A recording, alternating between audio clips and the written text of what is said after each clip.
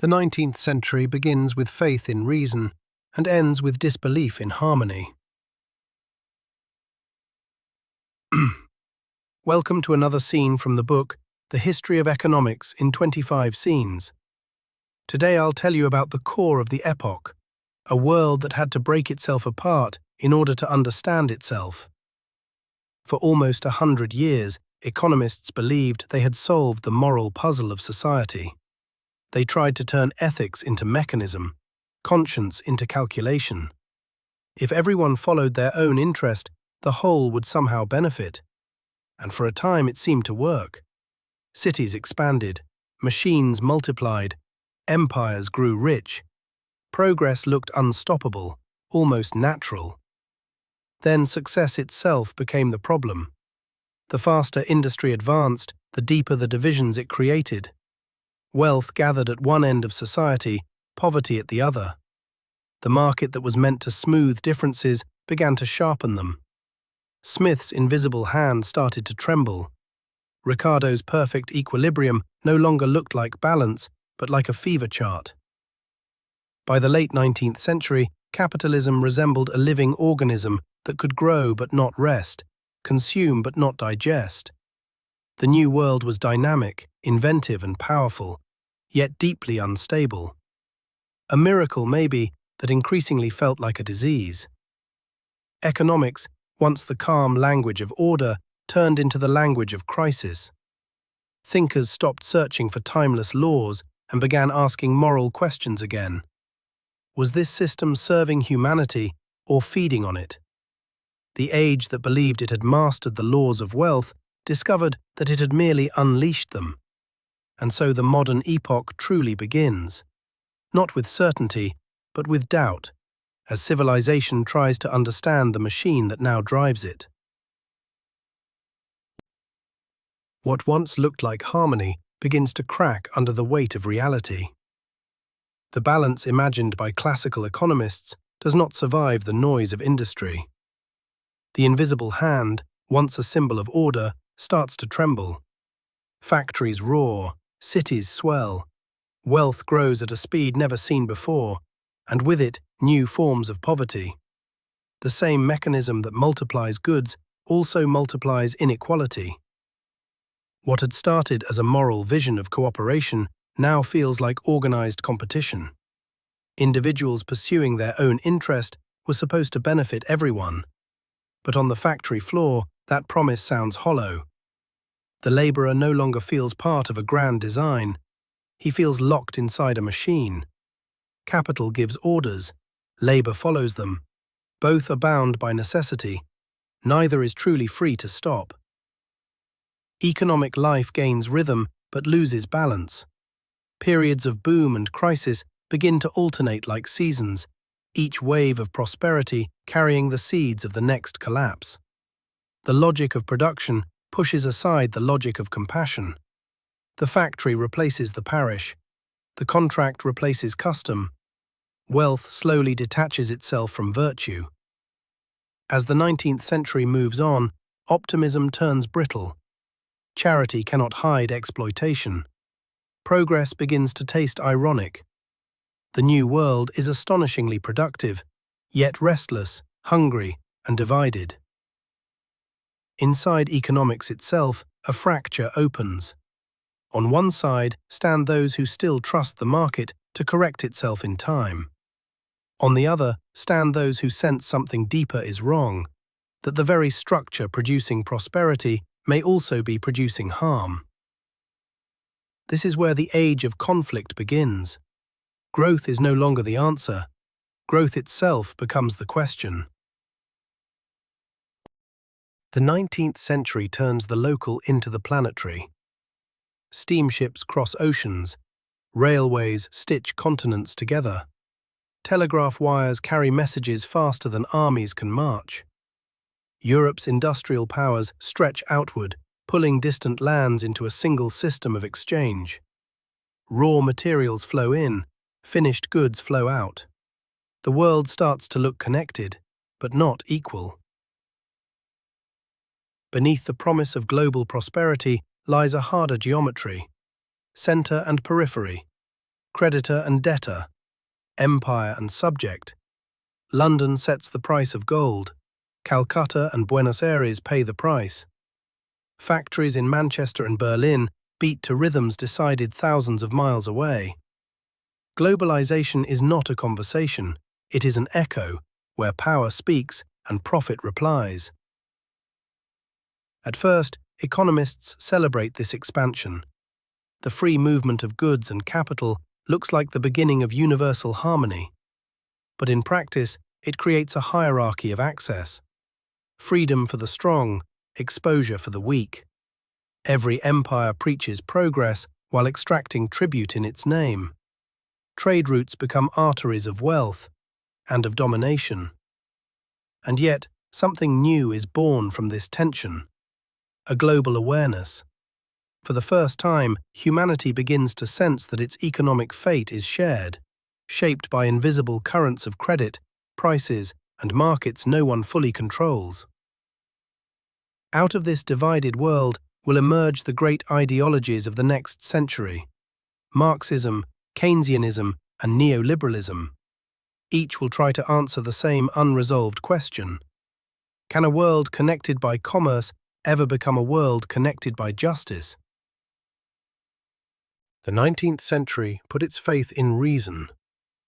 It believed that whatever could be measured could also be controlled. If markets followed laws, then society could be engineered like a machine.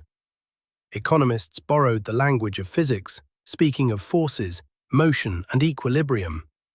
As long as the numbers balanced, the world seemed predictable, even moral.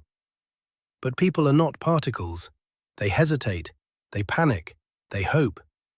Beneath the neat curves of supply and demand lies a theatre of fear and desire that no equation can fully capture. Models assume calm calculation. Real life rarely provides it. That illusion shattered in 1929. The Great Depression did not arrive gently. Prices collapsed faster than governments could react. Factories fell silent. Banks failed. Millions discovered how fragile equilibrium really was. The invisible hand, once praised as the symbol of natural order, began to feel less like guidance and more like a grip tightening around society's throat. The machine of progress turned on its own designers. After that, economics could no longer pretend to be neutral. It became a language of emergency. Budgets replaced theories. Intervention replaced faith. Governments printed money, built roads, created jobs, anything to keep the system breathing. The market was no longer trusted to heal itself. The crisis revealed more than a technical failure. It exposed a failure of imagination. For the first time, the discipline was forced to admit what it had long resisted. Numbers can describe the world, but they do not rule it. The age of scientific certainty ends here, not with an answer, but with a question mark, and with it, the innocence of modern economics is finally lost. The 20th century turns economics into a proving ground for belief. Entire civilizations place their faith in systems, each convinced it has found the path to justice and prosperity. Communism abolishes markets in the name of equality, turning labor into an arm of the state. Fascism absorbs the market entirely, fusing production with power and marching citizens into industrial discipline. Liberalism, shaken but unbroken, insists that freedom itself is order, that left alone, the market will correct every imbalance. Each vision is born of conviction.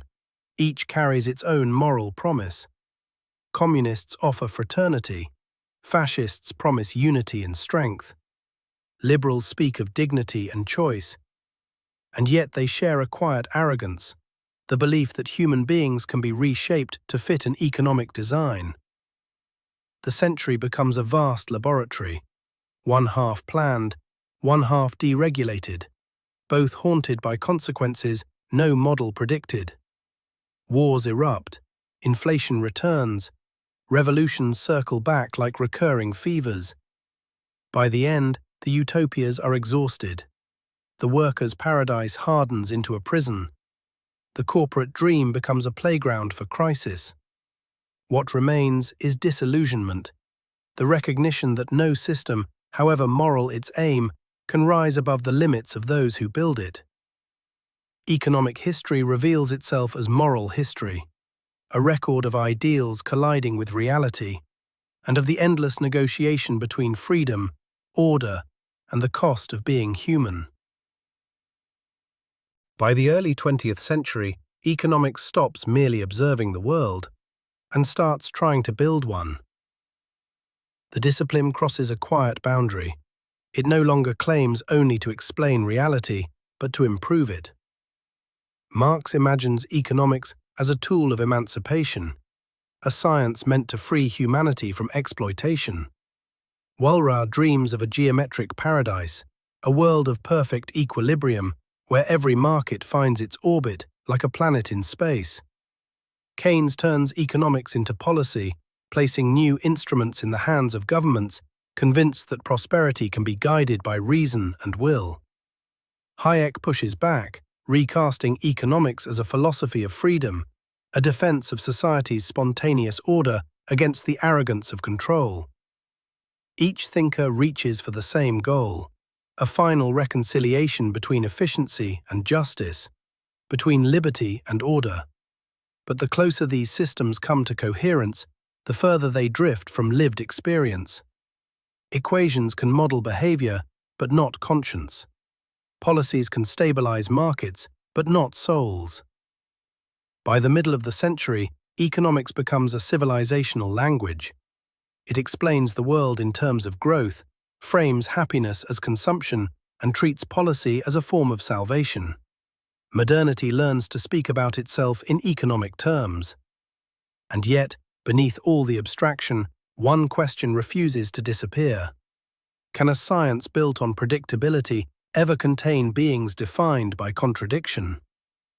The pursuit of order delivers insight and hubris in equal measure. In trying to perfect the world, economics rediscovers an ancient truth. Humanity itself is the variable no system can ever fully solve. The classical age searched for unity. One law of value, one rational order, one invisible hand to bind the world together. The 19th and 20th centuries shattered that hope. But what followed was not chaos, it was plurality. Competing ideas about what wealth means, whom it serves, and how it should be judged. Economics lost its innocence, and with it, any claim to final answers. Modernity built a global economy, vast, connected, and powerful, yet unsure of its own purpose. Growth became a habit rather than a belief. Nations traded, planned, and deregulated, but no longer agreed on what prosperity was actually for. Humanity mastered the means of production while quietly misplacing the ends. Out of this fracture rise the questions that still echo today. Can markets truly sustain balance, or must states impose it? Does freedom grow through order, or in spite of it? And above all, does material progress still count as human progress? The age of division leaves no solutions carved in stone, only awareness. Every system is provisional, every order temporary. Certainty gives way to dialogue. Law yields to interpretation. Economics emerges from its upheavals not as a science of prediction, but as a space of conscience, suspended between mathematics and morality, between what functions and what ought to matter. Every age believes it has finally understood the world. And every age discovers, sooner or later, that understanding is never complete. The 19th and 20th centuries taught us this much. Economies can be measured, planned, expanded, but never closed. The moment a system claims certainty, it begins to fail the people living inside it. The real lesson of this epoch is simple and unsettling. Wealth can grow without wisdom. Order can exist without justice. Progress can move forward while meaning falls behind. Here is the motto of this episode. When economics forgets humanity, humanity eventually forces economics to remember. And one last uncomfortable thought before we go. If our systems keep working, but our lives keep feeling wrong, which one should we fix first? Join me in the next scene, where the world splits even further in search of answers it still cannot agree on.